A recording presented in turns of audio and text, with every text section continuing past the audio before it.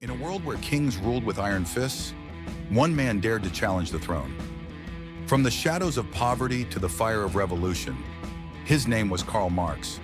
Hunted by rulers, silenced by censors, his ideas refused to die. This is the untold story of the man who lit the fire that shook the world. Every age has its rebels, figures who refuse to bow before power. In Greek legend, Prometheus defied Zeus and gave fire to mankind, paying with endless torment. 19 centuries later, another rebel appeared, not with stolen fire, but with dangerous ideas.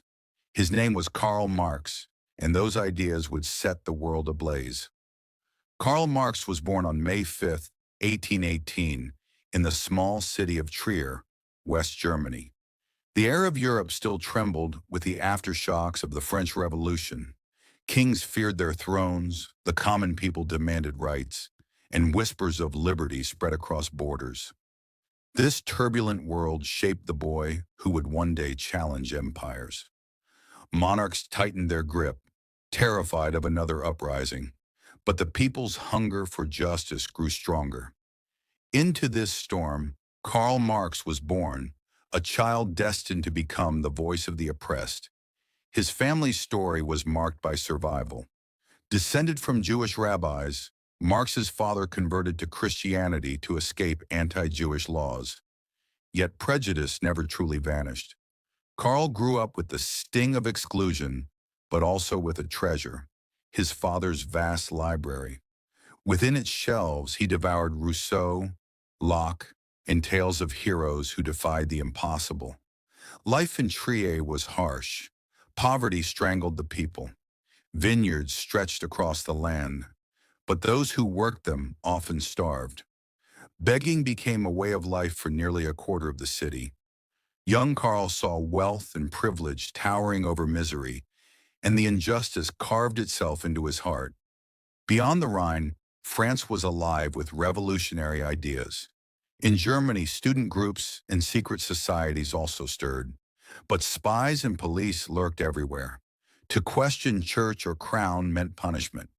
Still, a new age was coming, shaped by two radical visions: socialism, demanding justice for workers, and anarchism, dreaming of a world with no rulers at all. At 17, Karl Marx joined the University of Bonn. Instead of quiet study, he plunged into chaos. Parties, drinking clubs, even duels with pistols. His recklessness alarmed his father, who warned him of disaster. But Karl was restless, searching for purpose, refusing to bend to convention. Through it all, his heart belonged to Jenny von Westphalen, a noblewoman with fiery spirit and piercing green eyes. Their love was strong, but her family demanded Karl prove himself before marriage. That challenge would shape his journey. Transferred to Berlin, Marx transformed. The wild student became a serious thinker. He wrestled with the biggest questions of his age: religion, censorship, and the rights of the working class. He began to see society not as it was told to him, but as it truly was. And then came the spark.